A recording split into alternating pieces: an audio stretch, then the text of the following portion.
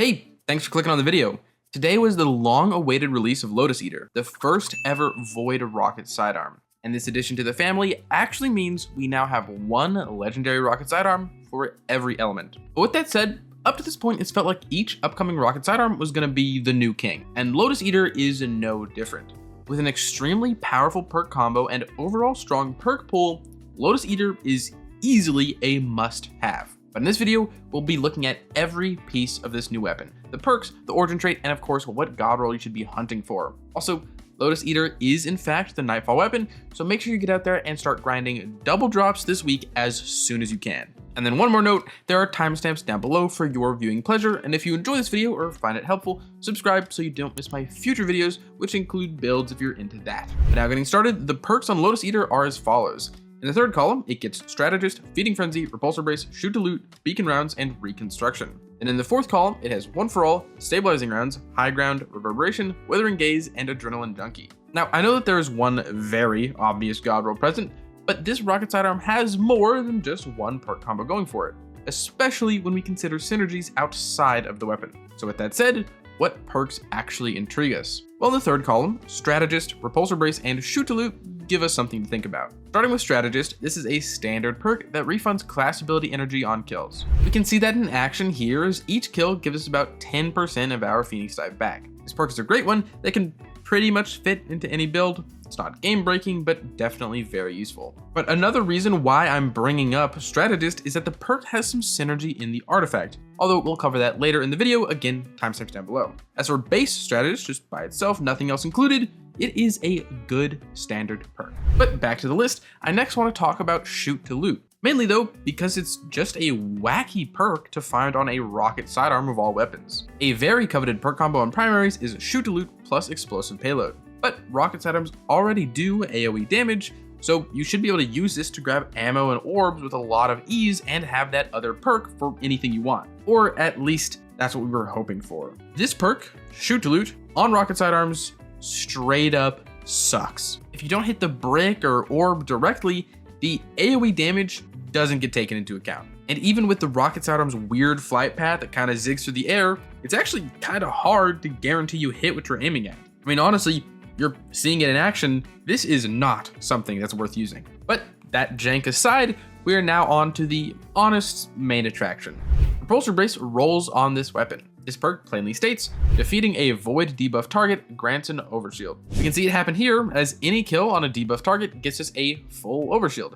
And as you may recall, for the duration of overshield, you have a 70% DR that stacks with every other source of DR in the game. So as you can imagine, this is a very good survivability perk. But I'll be honest guys, unless you have easy access to a void debuff, I'm never gonna run Repulsor Brace, as it requires a lot of effort to actually get it to proc. Lucky for us though, Lotus-Eater's fourth column gives us exactly what we need. And there's actually multiple options, but the main perk to give us the debuff is obviously Destabilizing Rounds. But Withering Gaze and One for All, where other perks are considered, are not terrible.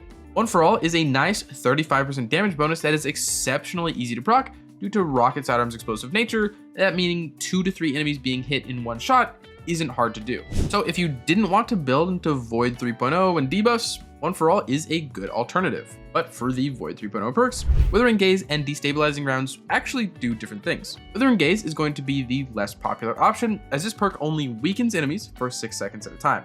Also, the main place I've actually seen this perk be used anywhere is during boss DPS. And I don't really think Lotus-Eater is all too great in that setting. And if you were wanting more damage versus a single target, One for All is going to give you 35% versus the 15% from Weaken. And while Withering Gaze's Weaken does in fact count to proc Repulsor Brace, the best perk by far in this column is Destabilizing Rounds. It just recently got mega buffed and reads, defeating a target creates a void burst. Hitting other targets with this burst makes them volatile and grants you volatile rounds for a short duration. You can see this in game, causing a large void explosion on almost every kill. This explosion spreads volatile, which helps with ad clear massively, and is a great way to chunk down beefier red and orange bars. But then on top of that explosion, Bungie decided this perk should also just give us volatile rounds, which allows us to further spread the volatile to whoever we shoot at. And then on top of that, it also grants anti-barrier to our weapon, despite that actually not being necessary this season due to anti-barrier sidearms. Destabilizing rounds used to be alright. Now though, it's arguably one of the best perks in the entire game, and you should absolutely check your vault to see what other weapons you may have with this perk present. Then before our god roll, we have the origin traits, which are pretty meh. Run stunning recovery in champ activities, or just put on Vanguard's Vindication for a little bit of health on kills. Both of these are kind of just negligible passive benefits that are always going to happen. Regardless though, neither are going to affect our god roll. Which, speaking of that, the plain and simple winner is Repulsor Brace plus Destabilizing Rounds, with the minor perks being largely unimportant. This roll is one that increases our lethality and ad clear, which is something that Rocket Sidearms already have no issue with. What makes this combo so broken is that you get survivability on top of the increased lethality thanks to Repulsor Brace. I'm sure many of you know and have a roll of aberrant action. This solar Rocket Sidearm often has heal clip in its god roll, but that perk requires a kill and a reload. Lotus-Eater here, thanks to this perk combo, effectively does the same thing with constant refreshing of the overshield. No reload necessary. This combo is one of those perfect rolls that requires no thinking. Just shoot enemies and reap the massive rewards. I am about to dive into the current artifact too, but I really want to put some emphasis that you do not need anything to make Lotus-Eater good. No subclass investment, no exotics, no brain. Lotus-Eater is just baseline fantastic. But then of course, the artifact makes it even better. I previously mentioned barrier sidearm exists, which is a very nice bonus, so we don't have to rely on volatile rounds for barriers this episode, but a perk we'll see the most benefit from is the Volatile Marksman artifact perk. This gives us volatile rounds for hitting precision hits or scoring 3 kills. But the boost also intrigues us. It gives us 10% class energy per volatile explosion, which we can see it in game going pretty crazy. And this is also what I was alluding to earlier when I was talking about Strategist. That in combination with this artifact perk means we can refund massive amounts of our class ability off of damage and kills. Perfect for those Bolt Charge, Storm's Keep Titans out there that are running through GMs this week.